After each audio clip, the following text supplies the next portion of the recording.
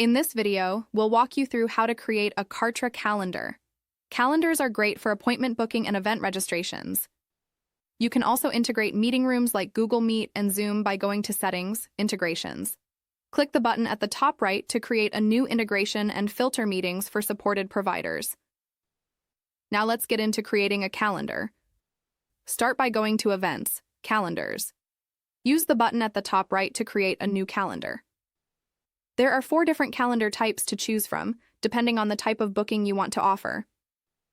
Consultant model is good for one-on-one sessions, where you can set your availability for people to book appointments. Recurrent model is good for recurring one-on-one sessions, where these will be ongoing sessions until the subscription is canceled. Live model is good for live events that occur on a specific date or time. Multiple people can register, and you can set the maximum number of attendees. Gym model is good for recurring events or classes on set days and times through the week. Multiple people can register, and these will be ongoing sessions until the subscription is canceled. For this example, we'll create a consultant calendar. Name the calendar and create.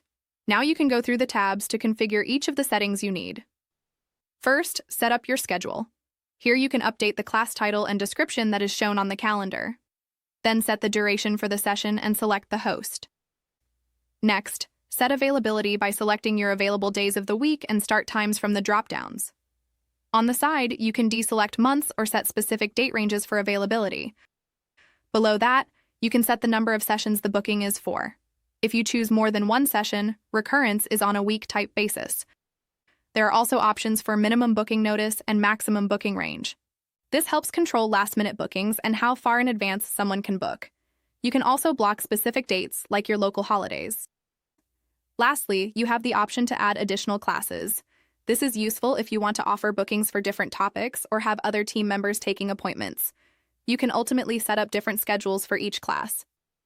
Under the Sync tab, you can sync appointments to avoid double booking. You can sync across the classes in this calendar or sync across multiple calendars of your choice. You can also sync with your Google Calendar if it is integrated with your Kartra account.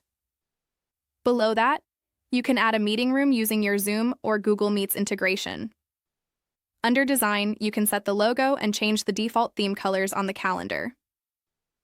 Moving on to registration, you can set the registration to be free or paid.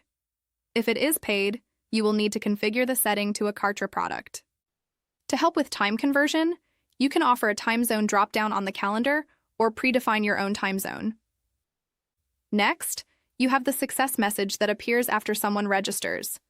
You can display a confirmation message, which can be customized in the fields below. Or you can redirect people to another page of your choice, like an external URL or Kartra page. After that, you can customize the confirmation and reminder emails. You can change the booking confirmation message and use the pencil icon to open the email builder and customize the message. You can send up to 5 email reminders. These reminders can be sent before the session starts or after the session ends. If you're using the meeting room, remember to add the meeting room dynamic variable to the email. This allows the system to populate that detail in the email that gets sent out. Under Permissions, session cancellation controls whether or not you want to allow cancellations. You can also set session approval to either instant or manual. Lastly, there are automations, where you can set actions to trigger after someone registers to the calendar. For example, you can assign a tag, subscribe them to a list or sequence. You can also create basic automations based on actions that happen with this calendar. Once you're done going through all the settings tabs, click the button at the top right to publish the calendar. If you're looking to put the calendar on an external page, you can grab the embed code here. At the top, there is the default link to the calendar page. You can also go to Pages to create a custom page and put the calendar on it.